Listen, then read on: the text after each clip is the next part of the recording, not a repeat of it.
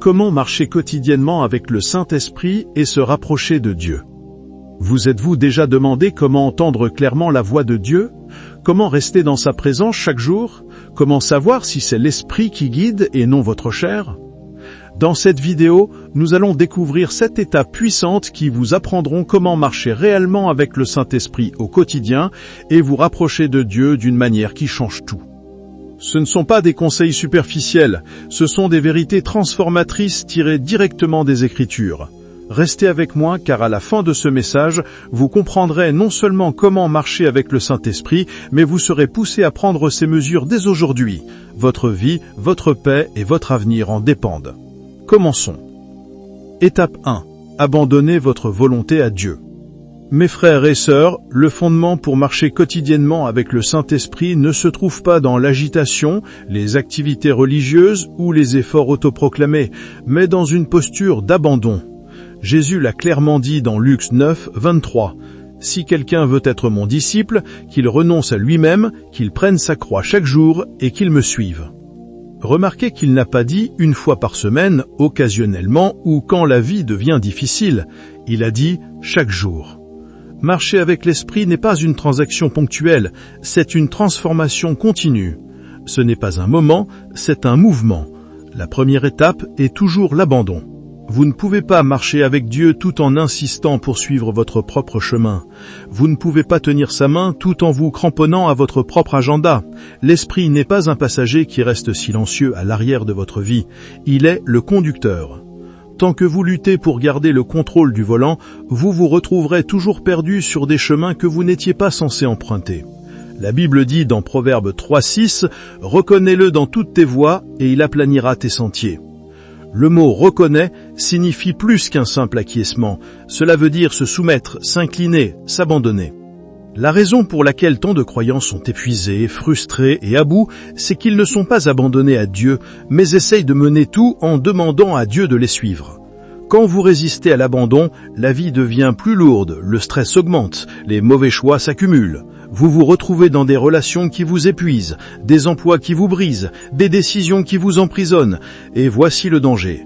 Sans la direction de l'Esprit, vous pouvez confondre des pièges avec des opportunités, des dangers avec des bénédictions et des distractions avec votre destinée. Vous est-il déjà arrivé de penser avoir trouvé quelque chose de bon pour réaliser plus tard que cela vous détruisait? C'est ce qui arrive quand nous marchons sans l'Esprit. L'abandon nous protège de la déception. Il ouvre les yeux de notre cœur pour voir ce que Dieu voit. Jésus, dans le jardin de Gethsémane, a prié « Non pas ma volonté, mais la tienne ». C'est cela l'abandon. Sans cela, vous serez toujours en conflit avec l'Esprit. L'abandon n'est pas une faiblesse, c'est la sagesse. Ce n'est pas abandonner, c'est accéder. Ce n'est pas perdre le contrôle, c'est trouver une direction. L'application est simple mais profonde. Chaque matin, avant que vos pieds ne touchent le sol, murmurez cette prière. Saint-Esprit, non pas ma volonté aujourd'hui, mais la tienne. Guide mes pas, dirige mon esprit, oriente mon cœur. Si vous commencez chaque jour ainsi, vous vous positionnez pour des rencontres divines. Vous invitez Dieu dans l'ordinaire et le regardez rendre cela extraordinaire. L'abandon est la porte de l'intimité. C'est l'étape qui déverrouille toutes les autres. Tant que vous ne lui donnez pas le contrôle, vous ne marcherez jamais vraiment avec lui. Vous ne ferez que vous trébucher sur lui occasionnellement. Étape 2. Développer une conversation avec l'Esprit. Si l'abandon est le point de départ, la communication est le chemin. 1 Thessaloniciens 5,17 nous exhorte à prier sans cesse. Notez que le texte ne dit pas de prier sans s'arrêter dans un sens formel. Cela signifie vivre dans une conscience continue de la présence de Dieu. La prière n'est pas confinée aux murs d'une église. La prière est un dialogue, pas un monologue. Il ne s'agit pas de présenter une liste de souhaits à Dieu, mais de maintenir une communion avec lui. Marcher avec l'Esprit n'est pas un événement du dimanche, c'est un dialogue quotidien. L'Esprit parle par des murmures, des incitations, des rappels, dans des moments que l'âme non entraînée néglige. Mais pour l'entendre, votre cœur doit être accordé. Pensez au Wi-Fi. Le signal est toujours présent, mais si votre appareil n'est pas connecté, vous ne pouvez pas accéder à sa puissance. Le Saint-Esprit est toujours présent, mais si votre esprit n'est pas connecté par la prière, vous ne pouvez pas accéder à sa direction. Et voici la vérité. Beaucoup prient occasionnellement, mais vivent déconnectés au quotidien. Ils courent vers Dieu dans les urgences, mais s'éloignent de lui dans la routine. L'Esprit ne veut pas une visite, il veut une habitation. Il ne veut pas que vous veniez à lui uniquement en crise, mais que vous le consultiez dans toutes les circonstances. Il se soucie des grandes comme des petites choses, des moments monumentaux comme des moments banals. Il se préoccupe de vos décisions de carrière, oui, mais aussi de la manière dont vous traitez votre famille, de l'attitude que vous apportez au travail, des mots que vous choisissez dans les conflits. Chaque détail compte pour lui. Jésus a dit dans Jean 14, 26 que l'Esprit nous enseignera et nous rappellera. Mais comment peut-il nous rappeler si nous ne conversons pas avec lui? Métaphoriquement parlant, imaginez votre meilleur ami. Si vous ne lui parlez qu'une fois par mois, votre relation se refroidira. Mais si vous parlez quotidiennement, votre lien se renforce. Il en va de même avec l'Esprit. Une véritable amitié avec lui nécessite une conversation continue. Et soyons pratiques, vous n'avez pas besoin de longues prières sophistiquées à chaque fois. Remplacez les pensées oisives par des prières murmurées. En conduisant, dites « Saint-Esprit, garde-moi alerte ». En cuisinant, murmurez « Saint-Esprit, merci pour ta provision ». Au travail, priez « Saint-Esprit, donne-moi la sagesse ». Ces petites conversations s'accumulent pour devenir un mode de vie de communion. C'est ainsi que Paul pouvait dire « Priez sans cesse », car la prière n'était pas une interruption de sa journée, mais le rythme de sa vie. Et voici pourquoi cela est crucial. Quand vous marchez sans conversation avec l'Esprit, vous êtes facilement trompé par d'autres voix. La voix de la peur, la voix de la culture, la voix de la tentation, la voix de votre chair. Le silence avec Dieu conduit toujours au bruit du monde. Mais une conversation constante étouffe le bruit et vous garde centré sur la vérité. Avez-vous déjà remarqué que dans la vie, quand vous cessez d'écouter les bonnes voix, les mauvaises deviennent plus fortes? C'est pourquoi la prière n'est pas facultative, elle est essentielle. C'est votre lien vital avec le ciel, votre accès à la direction, votre protection contre la tromperie. Étape 3, pratiquez le silence pour entendre sa voix. Psaume 46:10 déclare « Arrêtez-vous et sachez que je suis Dieu ». Le silence n'est pas passif, il est puissant. Dans le bruit de la vie, dans le bourdonnement constant des téléphones, la pression des délais, le bavardat des opinions, beaucoup manquent la douce voix de l'esprit parce qu'ils sont trop distraits pour entendre. Le silence n'est pas vide, il est rempli des murmures de Dieu. Le Saint-Esprit ne crie rarement, il ne rivalise pas avec vos distractions, il attend que votre esprit soit assez calme pour reconnaître sa présence. Beaucoup de croyants veulent une révélation, mais ils ne créent pas l'environnement pour cela.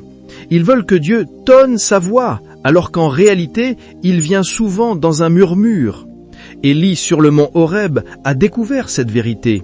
Il a cherché Dieu dans le feu, le vent, le tremblement de terre, mais le Seigneur n'était dans aucun de cela. Puis vint le doux murmure, et Élie reconnut sa présence. 1 Roi 19, 11 à 12. Le Saint-Esprit parle souvent ainsi, par murmure. Si votre vie est trop bruyante, vous manquerez ces instructions. Pensez-y ainsi. Imaginez essayer d'entendre une douce mélodie dans un marché bondé. La chanson joue, mais si vous ne vous éloignez pas du bruit, vous ne pouvez pas apprécier sa beauté. De même, l'Esprit de Dieu parle, mais si vous ne vous séparez pas du tumulte du monde, vous ne discernerez jamais sa voix. C'est pourquoi Jésus se retirait souvent dans des lieux isolés pour prier. Luc 5, 16. Même le Fils de Dieu avait besoin de silence pour communier avec le Père. Si lui en avait besoin, combien plus en avons-nous besoin? Le silence n'est pas de la paresse, il est intentionnel. C'est la discipline de calmer votre âme devant le Seigneur. Et dans ce calme, l'Esprit vous donnera de la clarté. Beaucoup d'erreurs que nous commettons ne viennent pas du fait que Dieu n'a pas parlé, mais que nous n'avons pas pris le temps d'écouter. Quand vous avancez sans l'entendre, vous pouvez vous retrouver dans des relations qu'il n'a jamais approuvées, des carrières qu'il n'a jamais ordonnées, ou des batailles qu'il ne vous a jamais appelé à mener. C'est pourquoi le silence n'est pas facultatif, c'est une question de survie. L'Esprit vous avertira des dangers, vous préparera aux épreuves et vous guidera dans votre dessein, mais seulement si vous ralentissez pour écouter. L'application est simple. Prenez 5 minutes par jour. Pas de téléphone, pas de télévision, pas de distraction. Asseyez-vous simplement et demandez. Saint-Esprit, que me dis-tu aujourd'hui? Faites cela régulièrement et vous commencerez à entendre sa voix plus clairement.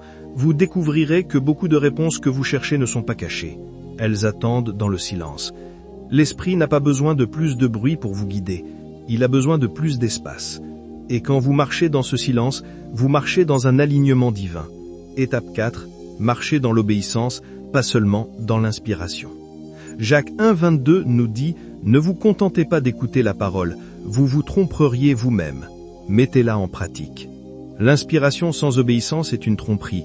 L'Esprit ne vient pas simplement pour nous faire sentir bien, il vient pour nous guider dans la vérité. Beaucoup de croyants sont inspirés à l'Église. Ils ressentent un élan dans leur cœur, mais quand arrive le lundi, ils ignorent les incitations de l'Esprit. L'inspiration sans action est une illusion. Cela vous fait sentir spirituel sans produire de fruits. Marcher avec l'Esprit exige l'obéissance. Considérez l'obéissance comme le pont entre entendre et se transformer. Vous pouvez entendre la parole de Dieu toute la journée, mais tant que vous ne la mettez pas en pratique, rien ne change. Les Israélites ont entendu les promesses de Dieu, mais à cause de leur désobéissance, ils ont erré 40 ans dans le désert, Nombre 14:34. Ce n'était pas un manque de connaissance qui les a bloqués, mais un manque d'obéissance. Ignorer les incitations de l'Esprit, c'est comme ignorer un feu vert. Vous restez au même endroit pendant que les autres avancent. Et voici le danger. Une obéissance retardée se transforme souvent en désobéissance. Plus vous attendez, plus votre cœur s'endurcit et plus la voix de l'Esprit semble faible. Métaphoriquement parlant, imaginez un médecin qui vous prescrit un médicament qui peut vous guérir. Vous êtes inspiré en recevant l'ordonnance, vous en parlez même à vos amis, mais si vous ne le prenez jamais, vous restez malade. Les instructions de l'Esprit sont un remède pour votre âme, mais seulement si vous les appliquez. Jésus a dit dans Jean 14:15, « Si vous m'aimez, gardez mes commandements. » L'amour ne se prouve pas par la force de vos chants, mais par la mesure de votre obéissance. Quand l'Esprit vous convainc de pardonner à quelqu'un et que vous obéissez, vous ressentez la paix. Quand il vous pousse à semer dans la vie de quelqu'un et que vous obéissez, vous déverrouillez des bénédictions. Mais quand vous l'ignorez, vous passez à côté de ce qu'il essayait de libérer. Beaucoup de croyants prient pour une percée tout en ignorant la dernière instruction que Dieu leur a donnée. L'obéissance est la clé qui ouvre la prochaine porte. Quand l'Esprit vous convainc ou vous dirige, obéissez immédiatement. Une obéissance rapide renforce votre marche. Une obéissance retardée crée de la distance. Souvenez-vous de ceci. L'obéissance est la preuve de l'intimité. Vous ne pouvez pas prétendre marcher étroitement avec Dieu tout en ignorant ses commandements. L'Esprit n'est pas impressionné par la hauteur de vos sauts dans l'adoration. Il est touché par la droiture de votre marche quand vos pieds touchent le sol. Étape 5. Discerner entre l'esprit et la chair. Galates 5:17 déclare « Car la chair a des désirs contraires à ceux de l'esprit, et l'esprit a des désirs contraires à ceux de la chair. » Cela signifie qu'une bataille constante se déroule en vous chaque jour. Deux voix rivalisent pour votre loyauté, le murmure de l'esprit et les envies de la chair. Sans discernement, vous ne saurez pas quelle voie vous guide. Vous confondrez une opportunité avec une distraction, une tentation avec une bénédiction et un compromis avec une commodité. Vous courrez vers ce qui semble bon, mais en réalité, cela vous détruira. Soyons clairs, toutes les portes ouvertes ne viennent pas de Dieu. Satan ouvre des portes aussi. Il en a ouverte une dans le jardin d'Éden, quand il a dit à Ève « Vas-y, mange le fruit, tu seras comme Dieu ». Cela semblait être une avancée, mais c'était une destruction. Le discernement est la capacité de tester les voies, de peser les opportunités et de juger les esprits par l'esprit. Considérez la chair comme des parasites sur une radio. Si vous ne vous accordez pas soigneusement, vous confondrez le bruit avec la musique. Le Saint-Esprit est la fréquence de Dieu et il s'aligne toujours avec la pureté, la paix et les Écritures. La chair, en revanche, vous conduit au chaos, à l'anxiété, à la convoitise, à l'avidité, à l'orgueil et au compromis. Et voici la tragédie. Quand vous ne marchez pas avec l'esprit, vous pouvez confondre un danger avec votre destinée. Vous penserez marcher vers des bénédictions alors que vous entrez en réalité dans la servitude. Combien de personnes se sont mariées parce que cela semblait juste dans la chair pour être brisées des années plus tard parce qu'elles n'ont pas discerné avec l'esprit? Combien ont pris un emploi à cause d'un salaire élevé pour finir spirituellement sec parce que l'esprit ne leur avait jamais dit d'y aller? Le discernement fait la différence entre une bonne idée et une idée de Dieu. Et l'esprit confirmera toujours avec les Écritures. Si cela contredit la parole, ce n'est pas l'esprit. Si cela vole votre paix, ce n'est pas l'esprit. Si cela vous glorifie plus que Dieu, ce n'est pas l'esprit. C'est pourquoi Paul dit dans 1 Thessaloniciens 5, 21, « Examinez tout, retenez ce qui est bon. » Avant toute décision, posez-vous 3 questions. Cela glorifie-t-il Dieu? Cela apporte-t-il la paix? Cela s'aligne-t-il avec sa parole? Si la réponse est non, c'est la chair. C'est pourquoi ceux qui ne marchent pas dans l'esprit finissent perdus. Ils confondent l'appât de l'ennemi avec la bénédiction de Dieu. Mais quand vous marchez dans le discernement, vous évitez les pièges et entrez dans la vérité. Étape 6. Cultivez des fruits, non seulement des dons. Galates 5, 22 déclare « Mais le fruit de l'esprit est l'amour, la joie, la paix, la patience, la bienveillance, la bonté, la fidélité, la douceur et la maîtrise de soi. » Beaucoup de gens courent après les dons spirituels, mais la véritable preuve de marcher quotidiennement avec l'esprit n'est pas votre don, c'est votre fruit. Les dons attirent l'attention, mais les fruits prouvent la maturité. Les dons sont impressionnants, les fruits sont transformateurs. Les dons sont donnés, les fruits sont cultivés. Et les fruits prennent du temps, de l'élagage et de la patience. Pensez-y ainsi. Les dons sont comme des feux d'artifice, brillants, explosifs, accrocheurs, mais éphémères. Les fruits sont comme un arbre, stable, nourrissant, enraciné et durable. Les feux d'artifice divertissent, les arbres soutiennent. Les gens peuvent admirer vos dons, mais ils seront transformés par vos fruits. Jésus a dit dans Matthieu 7,16, « C'est à leurs fruits que vous les reconnaîtrez. » Il n'a pas dit par leur prédication, leur chant ou leur prophétie, mais par leurs fruits. Judas a marché avec Jésus, guéri les malades et porté la bourse, mais il n'avait pas le fruit de la fidélité. Les dons sans fruits mènent à la chute. Posez-vous la question quotidiennement. Suis-je en train de devenir plus amoureux, plus patient qu'il y a un an, plus doux, plus bienveillant, plus semblable à Christ? Parce que marcher avec l'esprit produit une croissance dans votre caractère, pas seulement du bruit dans vos dons. Un chrétien qui prie en langue, mais qui continue à médire, n'a pas cultivé de fruits. Un believer qui peut citer les Écritures, mais qui ne peut pas pardonner, est bloqué dans sa croissance. Les fruits sont ce qui vous fait ressembler à Christ. Le but de l'esprit n'est pas de vous rendre impressionnant, mais de vous transformer. Il vous élague, coupe l'égoïsme, déracine l'amertume, vous arrose de grâce, et avec le temps, il produit des fruits qui ne peuvent être imités. L'application est simple, arrêtez de mesurer votre spiritualité par le nombre de dons que vous affichez. Mesurez-la par les fruits que vous portez. Priez quotidiennement. Saint-Esprit, fais croître en moi l'amour, la joie, la paix, la patience, la bienveillance, la bonté, la fidélité, la douceur et la maîtrise de soi. Cette prière vous mènera plus loin que n'importe quelle performance. Si vous ne cultivez pas de fruits, vous pouvez impressionner les gens, mais décevoir le ciel. Et quand vous marchez sans l'esprit, vous risquez de penser que vos dons seuls peuvent vous soutenir, alors que votre manque de caractère sabote votre destinée. C'est pourquoi cultiver des fruits est essentiel, car les fruits durent plus longtemps que la gloire. Les fruits prouvent que vous êtes enracinés en Dieu, et quand les tempêtes arrivent, et elles arriveront, ce ne sont pas vos dons qui vous garderont stable, mais les fruits de l'esprit qui vous maintiendront debout, nourris et plus proches de Dieu. Étape 7. Priez et nourrissez-vous de la parole quotidiennement. Matthieu 4 déclare « L'homme ne vivra pas de pain seulement, mais de toute parole qui sort de la bouche de Dieu. » La prière et la parole sont l'oxygène et le pain de votre vie spirituelle. Sans prière, vous suffoquez. Sans la parole, vous mourrez de faim. L'Esprit utilise la prière et les Écritures ensemble pour vous fortifier, vous soutenir et vous guider. Trop de chrétiens vivent de malbouffe spirituelle, citations motivationnelles, publications sur les réseaux sociaux, solutions rapides. Mais l'Esprit ne peut pas rappeler à votre mémoire ce que vous n'avez jamais déposé dans votre cœur. Jésus a dit, « L'Esprit nous rappellera ses paroles » Jean 14, 26. Si ces paroles ne sont pas en vous, il n'y a rien pour l'Esprit à puiser quand la bataille arrive. Imaginez votre esprit comme un corps. La prière est votre souffle. La parole est votre nourriture. Vous pouvez survivre un certain temps sans nourriture, mais pas sans souffle. Vous pouvez manger, mais si vous ne respirez pas, vous mourrez. De même, vous ne pouvez pas négliger la prière et penser que la lecture de la Bible seule vous soutiendra. Ni prier sans la parole et penser que vous aurez de la force. Vous avez besoin des deux pour vivre en santé spirituelle. Tout comme votre corps ne peut survivre sans respirer et manger, votre esprit ne peut prospérer sans prière et parole. L'un vous maintient en vie, l'autre vous rend fort. Alors prenez l'habitude quotidienne. Avant de faire défiler votre téléphone, ouvrez les Écritures.